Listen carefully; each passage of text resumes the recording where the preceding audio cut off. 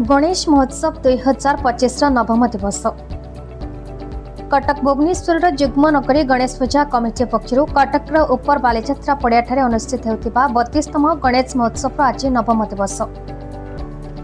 आज नवम दिवस सभारे ओडिशार पूर्वतन शिल्प और स्वास्थ्य मंत्री श्रीजुक्त निरंजन पट्टनायक मुख्य अतिथि, पूर्वतन मंत्री श्रीमती विजयलक्ष्मी साहू मुख्य वक्ता, शिक्षाविद प्रोफेसर गोपीनाथ पंडा, सम्मानित अतिथि और श्रीजुक्त विष्णुचरण पारिक और श्रीजुक्त प्रदीप कुमार दास अन्यतम सम्मानित अतिथि भाव जोगदे।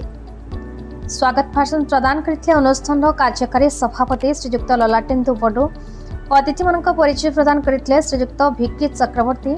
गणेश महोत्सव विषय में विभिन्न प्रकार सूचना प्रदान करते श्रीमती प्रियंपदा नायक। गणेश महोत्सव इतिवृत्ति विषय प्रदान करते श्रीजुक्त क्षीरोद कुमार राउत। अनुष्ठान सभापति श्रीजुक्त सरोज सिंह सभापतित्व करते। परिशेष श्रीजुक्त विश्वरंजन जेठी धन्यवाद अर्पण करते।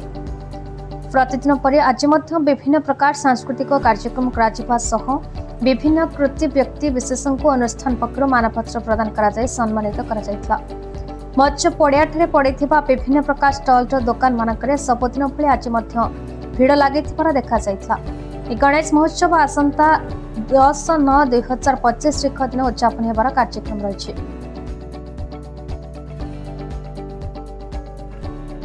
गणेश महोत्सव जुग्मनगरी गणेश पूजा कमिटी सभापति आमर यहाँ नवम दिवस आउ 6 दिन चलो 15 दिन ये कार्यक्रम करने व्यवस्था कर मूल लक्ष्य हूँ कटक सहर युवक मान एकाठी करवा। कटक सहर जो 2000 गणेश अच्छी गणेश क्लब को आम दीर्घ वर्ष धरी चेष्टा करूँ भर एकता सृष्टि करने प्रयास जारी अच्छे।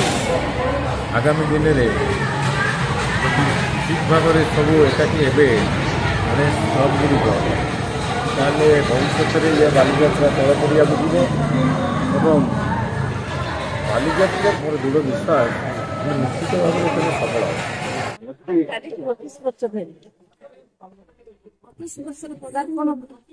अनुष्ठान जेपरी भाव आरंभ होता आज गोटे विराट अनुष्ठान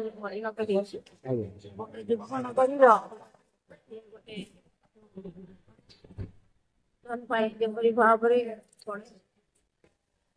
अग्रपूज्य गणेश पूजा करने संगे संगे जेपरी भाव में सांस्कृतिक कार्यक्रम मान प्रदान शिविर भी अनुष्ठान कर समस्त सामाजिक कार्यक्रम सहित अनुष्ठान जड़ित